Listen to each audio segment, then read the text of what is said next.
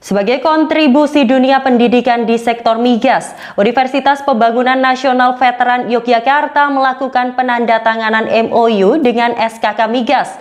Kerjasama ini dilakukan guna mendukung pembangunan nasional berkelanjutan. Kekhawatiran terhadap ancaman resesi dunia semakin terlihat dengan mulai meningkatnya inflasi secara global dipicu peningkatan harga energi dan pangan. Sebagai bentuk dukungan di sektor energi untuk mewujudkan target produksi minyak 1 juta barel pada tahun 2030 yang dicanangkan oleh pemerintah, di mana posisi saat ini produksi minyak masih sekitar 650.000 barel oil per day BPOD. Untuk itu, Universitas Pembangunan Nasional Veteran Yogyakarta melakukan kerjasama dengan SKK Migas untuk berkontribusi di sektor migas. Segala kesiapan dari hulu hingga hilir dicanangkan oleh UPN Veteran Yogyakarta untuk dapat mewujudkan target 1 juta barel pada tahun 2030 yang dibarengi net zero emission.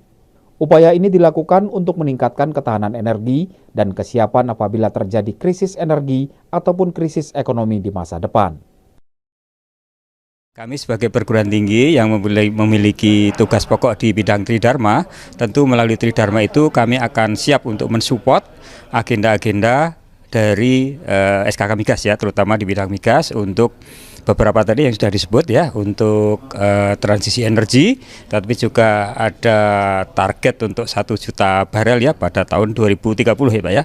Kemudian juga tentu harus dibarengi dengan NZK, net zero emission, tetapi tadi disebut masih ada gap besok meskipun dari transisi energi itu EBT-nya 23% di tahun 2025, kemudian di tahun 2030 itu turun naik lagi, tetapi meskipun kemudian porsi dari energi fosil atau minyak bumi ini turun, tetapi volumenya dilihat dari gapnya itu masih tetap cukup besar Pak ya. Nah ini maka kami akan support selain di energi terbarukan, kami juga akan support untuk di energi migas gitu ya. Kompetensi dari UPN, dan memang UPN Veteran ini kan salah satu perguruan tinggi yang yang cukup tua dalam bidang geologi, perminyakan gitu ya, sehingga memang sangat terkait dengan kegiatan hulu migas. Tadi sebenarnya kita ketahui kita punya long term plan menuju 1 juta, dan di strategi pertama kita sekarang sudah jalan. Kita akan revitalisasi dan dorong lebih cepat lagi untuk reaktivasi sumur-sumur, baik sumur tua maupun sumur-sumur idle, dan juga mendevelop dari sumur wilayah-wilayah kerja yang lapang-lapang yang masih idle ya, idle field namanya. Itu sebagai strategi pertama. Hal ini sejalan dengan program yang telah dijalankan UPN Veteran Yogyakarta dengan mengoptimalkan produksi sumur-sumur tua peninggalan Belanda yang merupakan bagian dari sumur idle untuk mendukung target produksi minyak 1 juta barel pada tahun 2030.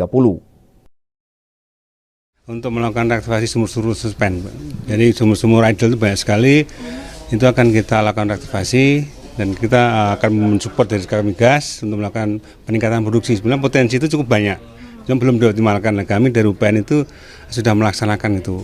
Jadi nanti kan kami implementasikan hasil riset kami akan kami implementasikan untuk pekerjaan di lapangan supaya sumur-sumur yang idle itu bisa aktif, bisa produksi kembali.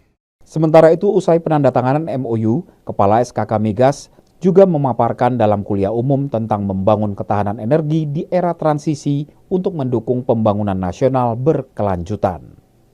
Dari Sleman, Tim Liputan iNews melaporkan.